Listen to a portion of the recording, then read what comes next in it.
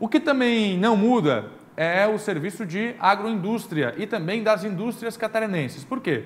É necessário manter o abastecimento, Cibele Fávero. Por isso, no campo ou nas indústrias, os trabalhadores estão liberados para continuarem com as suas tarefas, Cibele. Estão sim, Fernando, até para que não faltem insumos, né? Quando a gente fala de serviços essenciais, tem que pensar de uma ponta à outra. Então, para que não falte nessa ponta, tem que ter alguém produzindo. Por isso que desde o início o governo foi bem flexível em relação a indústrias e agora também ao agronegócio, né? Essa era uma solicitação bem urgente do setor, né? Agora tem uma portaria específica. A gente fala do norte do estado para trazer mais detalhes para você com a Ana Carolina Fernandes. Traz os detalhes para a gente, Ana. Bom dia para você.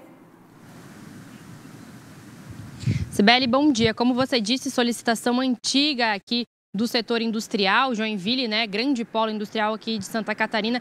Então, essa solicitação vem de encontro ao que já era pedido. Dentre as medidas, principalmente industriais aqui, tem que pode ter a manutenção, então, das operações dentro das indústrias, desde que as empresas reduzam 50% o número de trabalhadores por turno de trabalho. Além disso, tem a priorização do afastamento ali dos grupos de risco, também a priorização do home office, quando for possível, e ainda a adoção de medidas internas de cuidado realmente ali, que era uma das questões que as empresas já haviam adotado anteriormente. Além disso, outra medida que consta nessa portaria do governo estadual é a utilização de veículos para o fretamento do transporte de trabalhadores, só que limitado dentro desses veículos a 50% de lotação. Além dessa portaria que foi expedida ontem, também aqui na Prefeitura de Joinville emitiu um decreto que ajuda também nessa questão econômica, né, para frear, então, reduzir os impactos das restrições. As principais pontos desse decreto aqui municipal é a suspensão de 90 dias da inscrição em dívida ativa de débitos municipais e ainda isenção de pagamento do imposto predial e também do IPTU para contribuintes com 60 anos ou mais. Essas são as medidas, então, para tentar conter aí todos os impactos que vão acontecer por conta da restrição imposta pelo governo do estado. Fernando, eu volto com você aí no estúdio. Carolina Fernandes, ela está ao vivo na região norte do estado, trazendo para a gente as informações. Estava vago, é verdade, no primeiro decreto que foi assinado pelo governador Carlos Moisés. Falava o seguinte: pode trabalhar, mas as empresas que analisem a situação de acordo com as suas necessidades. A recomendação do governo era, de fato, fazer o quê? Trabalhar com o número de pessoal possível, o menor possível, justamente para evitar aglomerações ou a contaminação do coronavírus. Agora, decreto reeditado, passando a valer a partir de amanhã, com algumas mudanças. As indústrias vão poder trabalhar, mas se, por exemplo, estiverem com uma capacidade reduzida. Por isso eu vou conversar agora com o João Joaquim Martinelli, que é o presidente da ACIG, a Associação Comercial e Industrial de Joinville. Muito obrigado pela participação. Nós conversamos via Skype, internet. As nossas entrevistas estão sendo assim, justamente para evitar o contato e segurança de todos nós. João, muito obrigado pela participação. Vamos lá, então.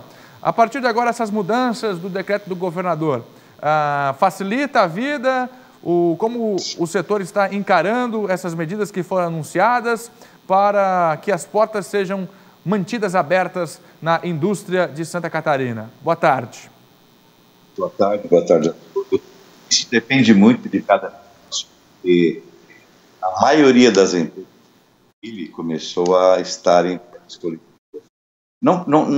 Essa questão de trabalhar com contingente, com metálico contingente, estrutura, ela está relacionada ao fato de você conseguir vender o teu produto. O problema é que quando o comércio está fechado, os atacadistas estão todos fechados, ninguém está comprando, a própria indústria acaba tendo que diminuir a sua produção e, aos poucos, fechando as portas, dando férias coletivas, como acontece em Joinville. As grandes corporações em Joinville, independentemente do decreto ou não, elas estão em férias coletivas, porque os seus clientes pararam de fazer encomendas e o volume de pedidos cancelados assusta.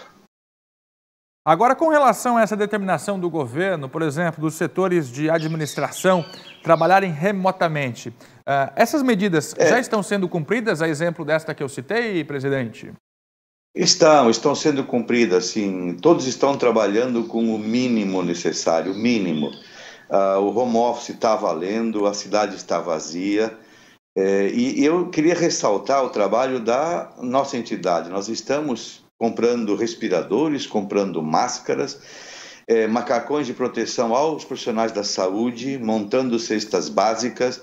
Nós estamos aumentando o hospital em 57 leitos. Eu acho que essa é a hora da classe empresarial se engajar ao poder público e ajudar a comunidade. Essa é a responsabilidade do empresário. E nós gostaríamos que todas as entidades se engajassem nesse processo de auxílio à comunidade, porque essa é a hora que o empresário mostra a sua cidadania também. Presidente, mesmo com essas medidas, já está sendo calculado um impacto negativo, um prejuízo para as indústrias, principalmente aí da região norte do estado, e essas medidas estão atendendo o que o setor vinha questionando, cobrando, reivindicando do governo? É que quando houve a primeira quarentena, se entendeu que não era necessária. Agora, quando veio a segunda quarentena, eu diria que tecnicamente ela nem seria necessária, porque as empresas pararam. Elas estão paradas pelo simples fato de que você não tem comprador. O mundo fechou. O mundo inteiro fechou. Os Estados Unidos fecharam, a Alemanha fechou, a Itália nem carece de comentários. Se o mundo não está comprando e o cidadão brasileiro também não está comprando, só a indústria de alimentos e aqueles produtos de supermercado, farmácia, hospital é que estão operando. Todos os demais segmentos, eles, se não pararam totalmente, eles irão parar também já a partir da próxima semana. Muito bem, quero agradecer a participação aqui do Joaquim Martinelli, o João Joaquim Martinelli, que é o presidente da Associação Comercial e Industrial de Joinville, comentando esse decreto que foi assinado agora pelo governador, que coloca aí algumas regras para que o funcionamento das indústrias continue em todo o estado. Indústrias, agroindústrias. Muito obrigado, João, pela sua participação via internet. Um bom trabalho para o senhor. Obrigado e boa tarde a todos. João Martinelli, que é da Associação Comercial e Industrial. Vou reforçar aqui então. Fernando, indústrias. A gente sabe que a indústria tem um papel fundamental na economia. O governador, por conta disso, não determinou o fechamento total dessas indústrias. Bem verdade que o primeiro decreto estava vago, o que podia, o que não podia, muitos trabalhadores tentando entender. Vou reforçar para você, então, o que está valendo a partir de agora. As indústrias vão poder abrir desde que reduza o número de funcionários a 50% em cada turno de trabalho. Ou seja, já cai pela metade o número de pessoas dentro das indústrias. Também determina o afastamento das pessoas em grupo de risco sem prejuízo no salário, ou seja, tira, por exemplo, os idosos, doentes crônicos de dentro das indústrias e mantém o pagamento dos salários. Se a empresa, por exemplo, trabalha com fretamento, caminhões, nesses veículos tem que cair pela metade o número de pessoas dentro desses veículos. Transporte de cargas, por exemplo. São algumas dessas medidas que foram anunciadas pelo governador com relação às indústrias. Indústrias, agroindústrias podem continuar trabalhando, mas com capacidade reduzida.